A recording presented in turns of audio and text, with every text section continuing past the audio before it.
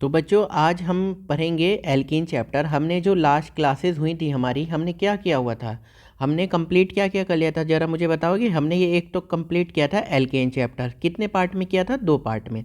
एक पार्ट में method of preparation की थी एंड सेकेंड पार्ट में हमने उसकी प्रॉपर्टीज़ करी थी। अब हम क्या करते हैं, ये रॉकेट सीरीज़ चल रही है, ठीक है, इसमें सारी ऑर्गेनिक केमिस्ट्री पूरी कंप्लीट कराएंगे। तो जरा केमिस्ट्री क्लासेस आप सब्सक्राइब कर लेना हमारा चैनल।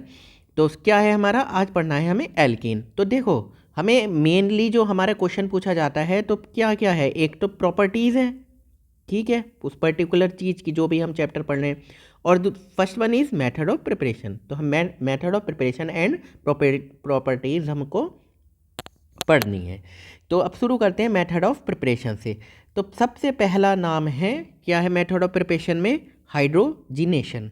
बहुत कॉमन है और आपने करा हुआ भी होगा, जानते हुए होंगे, एल्केन चैप्टर में हमने बताया भी होगा। हाइड्रो मतलब हाइड्रोजन, जिनेशन मतलब हाइड्रोजन का क्या होना, हाइड्रोजन का ऐड होना, हाइड्रोजन का ऐड होना, ठीक है। तो देखते हैं एक बार क्या है।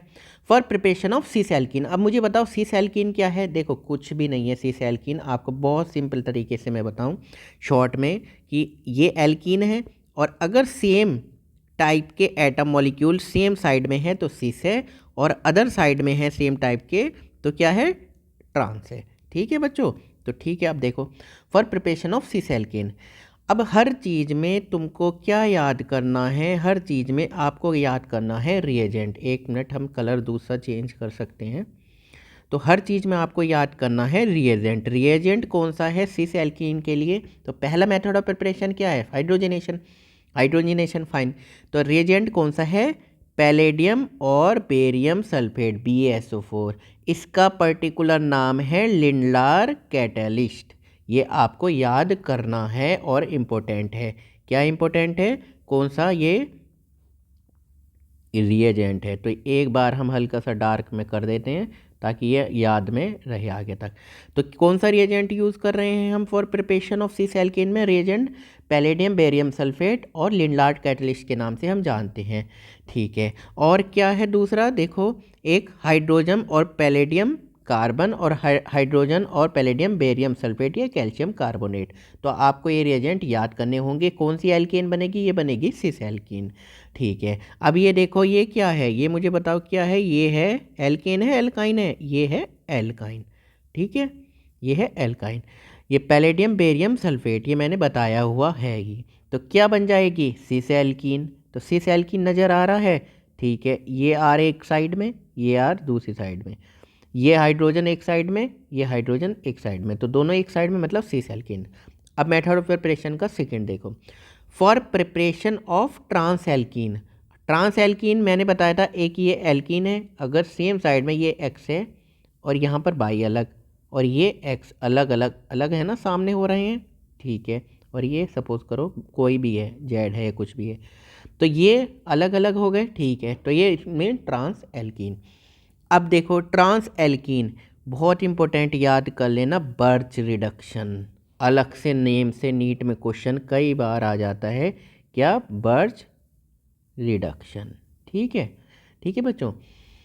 अब इसमें हर चीज़ में बर्च रिडक्शन आएगा तो रिएजेंट है, रिएजेंट बहुत ही ज़्यादा, बहुत ही कॉमन, बहुत ही ज़्यादा पूछे जाने वाला सोडियम है, लिक्विड अमोनिया, लिक्विड अमोनिया। अब जहाँ पर भी सोडियम और लिक्विड अमोनिया देखो तो बस आपके माइंड में क्या आना चाहिए कि यहाँ पे क्या होगा, बर्च रिडक्शन होगा।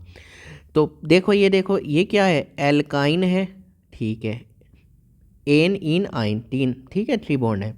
सोडियम लिक्विड और अमोनिया की प्रेजेंस में क्या बनाएगा, बर्च रिडक्शन होगा। बर्च रिडक्शन मतलब ट्रांस एल्काइन। अब देख सकते हैं ट्रांस है या फिर नहीं है, ये आर डैश, चलो ठीक है। ये हाइड्रोजन और ये हाइड्रोजन दोनों अपोजिट में लगे हुए हैं, तो it means this is the meaning of trans alkene, okay fine. तो नेक्स्ट देखो डीहाइड्रो हेलोजिनेशन। तो डीहाइड्रो मतलब, हाइड्रो मतलब हाइड्रोजन का निकलना, हाइड्रोजन का निकलना, और हेलोजिनेशन मतलब हेलोजन का निकलना। बहुत ही आसान, बहुत सिंपल लैंग्वेज में, हेलोजन का निकलना, ठीक है। हाइड्रोजन का निकलना, हाइड्रोजन का निकलना और हेलोजन का निकलना, ठीक है। अब हर चीज़ में मैं फिर बताता हूँ आपको क्या करना है। हर चीज़ में आपको रिएजेंट जरूर याद करने हैं। रिएजेंट क्या है? एल्कोहलिक KOH और इथाइल ऑक्साइड का सॉल्ट है ये सोडियम का। ठीक है, अब देखो यहाँ पे क्या दिया हुआ है, यहाँ पे एक चीज़ और दी हुई है, इट मीन्स क्या है ये डेल्टा, इट मीन्स हीट। ठीक है, नोट 1 देखो, ये दोनों नोट क्या कह रहे हैं, हीटिंग पर कौन सी रिएक्शन होती है, सब्स्टिट्यूशन नहीं, कौन सी होती है, रिएक्शन फेवर होती है, बताओ कौन सी, एलिमिनेशन। बेसिकली जब स्ट्रॉन्ग बेस है तो एलिमिनेशन भी रिएक्शन, हीटिंग पर भी, और स्ट्रॉन्ग बेस है तो कौन सा, एलिमिनेशन रिएक्शन फेवर होती है। ये पॉइंट बहुत ज़्यादा इम्पोर्टेंट है, आप नोट कर लेना। ठीक है, ठीक है। अब हम अगर ये कौन सा मेथड देख रहे हैं, हम डिहाइड्रोहेलोजिनेशन देख रहे हैं। ठीक है, डिहाइड्रोहेलोजिनेशन का मतलब क्या है, हाइड्रोजन का निकलना और हेलोजन का निकलना। ठीक है, तो अब आप देख सकते हैं, हमें एक एग्जाम्पल भी ले लेते हैं। अगर एक एग्जाम्पल लेंगे तो रिएजेंट कौन सा है, पता है आपको रिएजेंट कौन सा है, बताओ जरा रिएजेंट कौन सा है, बहुत घिसा पिटा रिएजेंट मैंने बताया था, एल्कोहलिक KOH, और किस में, हीट की प्रेजेंस में, और इथाइल ऑक्साइड का। ठीक है, सोडियम सॉल्ट। अब देखो क्या निकल रहा है, अल्फा से क्या निकल रहा है, अल्फा से निकल रहा है हेलोजन, और बीटा से निकल रहा है हाइड्रोजन। ये क्या बन रही है, एल्कीन। हम यही मेथड देख रहे थे ना, एल्कीन का मेथड, एल्कीन। ठीक है, अब इसमें कुछ इम्पोर्टेंट पॉइंट्स हैं। तो इम्पोर्टेंट पॉइंट्स क्या हैं वो एक बार देख लेते हैं। पहला पॉइंट है एंटी एलिमिनेशन। एंटी का पता है, जो एंटी अलग अलग साइड से, E2 एलिमिनेशन रिएक्शन, यहाँ पर कौन सी होती है, E2 मीन्स ऑर्डर कितना होता है, 2। ठीक है, रेट ऑफ रिएक्शन कैसे, किस पे डिपेंड करती है, एक तो एल्कीन पर, जो एल्कीन बनी है, और जो बेस की कंसंट्रेशन, जो हमने क्या लिया था, रिएजेंट लिया था। तो इसका ऑर्डर कितना होता है, ऑर्डर यही तो होता है ना, कितने के ऊपर डिपेंड है, तो ऑर्डर होता है इसका 2। अब देखो, हर चीज़ में मैंने आपको बताया हुआ है, हर चीज़ में मेजर प्रोडक्ट कौन सा बनेगा, बताओ ज़रा, एल्कीन में मेजर प्रोडक्ट बनेगा मोर स्टेबल एल्कीन। यानी कि हम कितने अल्फ़ा H हैं, और अल्फ़ा H क्या होते हैं मैंने बताया हुआ है। अब देख लो एक बार, ये हमारी 1 कार्बन, 2 कार्बन, 3 कार्बन, 4 कार्बन। ठीक है, 4 कार्बन की ये क्या है, एल्केन है। ओके, अब 4 कार्बन की एल्केन है, और यहाँ से क्या निकलना है, एक ये हेलोजन ग्रुप लगा हुआ है, हाइड्रोजन निकलना है और हेलोजन निकलना है। ठीक है, डिहाइड्रोहेलोजिनेशन मतलब हाइड्रोजन और हेलोजन। ये किसकी प्रेजेंट में, अल्कोहलिक KOH की, हीट और बना सकते हैं। ठीक है, तो हाइड्रोजन या तो कहाँ से निकलेगा, यहाँ से निकलेगा, या फिर ये यहाँ से निकलेगा, यहाँ से निकलेगा, कहाँ से निकलेगा ये हमें भी नहीं पता, ये आपको भी नहीं पता। अब देखा, एक बार यहाँ से निकल गया एक प्रोडक्ट ये बना, एक बार ये यहाँ से निकल गया एक प्रोडक्ट ये बना।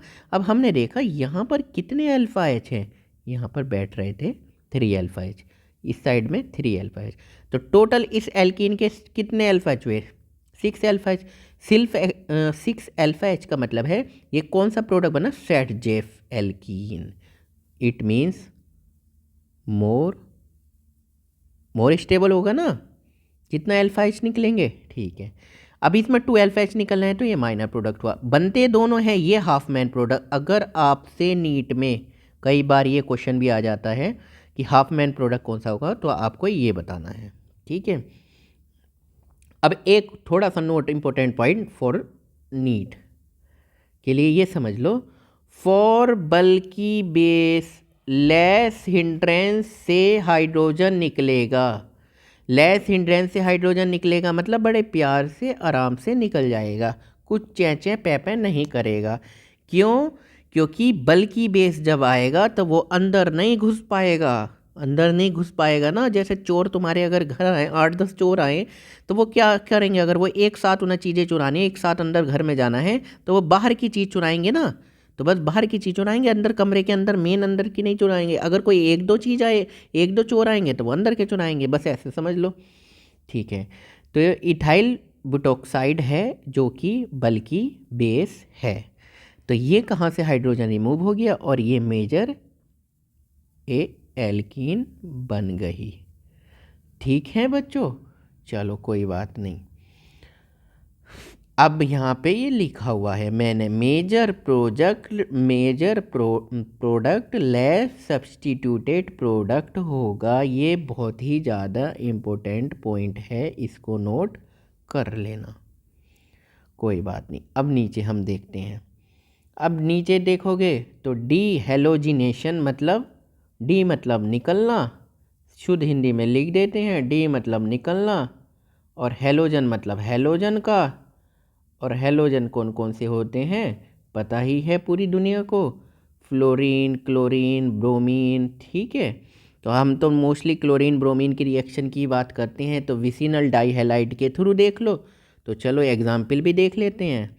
तो विसिनल डाइहैलाइड अलग अलग कार्बन पे हेलोजन चिपके हुए हैं, और किसकी प्रेजेंस में है, जो भी जिन दुनिया में कोई भी रिएक्शन हो रही है तो रिएजेंट मोस्टली इम्पोर्टेंट पार्ट होते हैं। तो रिएजेंट देख लो, जिंक और एसिटिक एसिड। तो जिंक XX, जैसे ZnCl हुआ तो ZnCl2 बन गया ये। ठीक है, और ये यहाँ से हमारी एल्केन बन गई। ठीक है बच्चों, ठीक है। एक जैमिनल डाइहैलाइड देख लेते हैं, रिएजेंट कौन सा है, जिंक है या सोडियम के साथ ईथर है। ये देखो, इसी कार्बन पे, एक ही कार्बन, जैमिनल है ना, तो एक ही कार्बन पे हेलोजन प्लस जिंक 2 मोल लेने होंगे, मैंने ऑलरेडी बता दिया है। 2 मोल लेने होंगे तो इट मीन्स क्या होगा, नंबर ऑफ कार्बन बढ़ेंगे। तो ये देखो, टुक टुक टुक टुक टुक टुक, ये देख लो एक बार, ये अलग हो जाएगा। ठीक है, और 2 मोल क्या बन जाएंगे, ZnCl2 अगर क्लोरीन है तो और ये क्या बन जाएगी, RCH डबल बॉन्ड CHR। इसमें क्या होगा, मैंने बताया ही था ना, नंबर ऑफ कार्बन बढ़ जाएंगे। तो अगर कहीं पर मेथड ऑफ प्रिपरेशन है, रिएक्शन है, कन्वर्जन है, तो आपको इस तरह की चीज़ याद रखनी होगी उस कन्वर्जन में कि नंबर ऑफ कार्बन अगर इंक्रीज़ हो रहे हैं या इंक्रीज़ करने हैं तो ये मेथड जैमिनल डाइहैलाइड्स के लिए ये मेथड बहुत सही है। ठीक है, अब देखो फोर्थ, डिहाइड्रेशन ऑफ एल्कोहल। तो किसका होगा डिहाइड्रेशन, डिहाइड्रेशन हो जाता है कभी कभी बॉडी में, क्या होता है, वाटर रिमूव होता है डिहाइड्रेशन में बॉडी में। तो कमेंट करके बताना किसी को कोई बीमारी तो नहीं है, या कभी कभी बहुत धूप में चल के डिहाइड्रेशन हो जाता है। तो डिहाइड्रेशन कब होता है, या तो गर्मी बहुत ज़्यादा लगती है, तो कुछ ऐसा ही होगा, देखते हैं हम। अब डिहाइड्रेशन ऑफ एल्कोहल, ठीक है, इसका मैकेनिज्म से पहले इसकी जीवन घुट्टी क्या है, रिएजेंट क्या है, एसिडिक की प्रेजेंस में हीट दी हुई है, हीट मैंने बताया था। अब कंसनट्रेटेड सल्फ्यूरिक एसिड, वो भी गर्म करता है, हीट ही दे रहा है। ठीक है, फॉस्फोर H3PO4।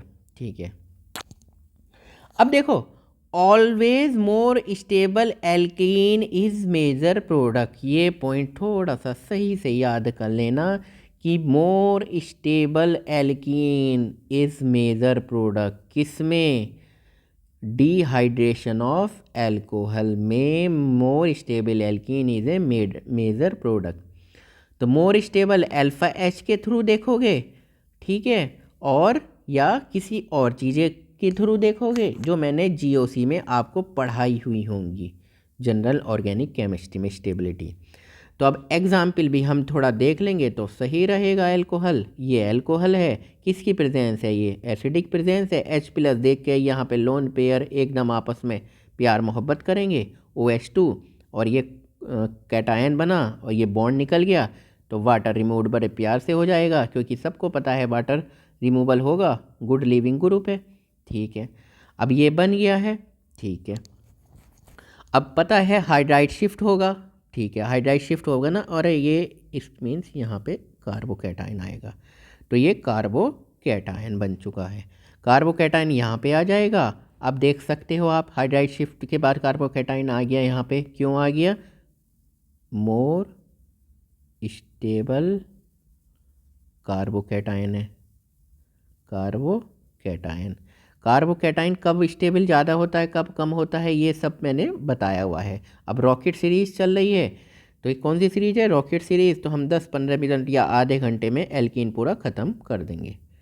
ठीक है, H प्लस रिमूव्ड हो जाएगा, H प्लस जो लिया था ना हमने, यूज़ हुआ था, H प्लस रिमूव हो जाएगा, तो ये हमारी एल्केन का फॉर्मेशन चुपचाप हो जाएगा। तो चरक केमिस्ट्री क्लासेस चल रही हैं ये आपकी, और यहाँ पे हम मेडिकल की तैयारी कराते हैं। अब देख लो, एक एग्जाम्पल और है, देख ठीक से। अब ये कितने कार्बन है, 1 2 3 4 5 कार्बन।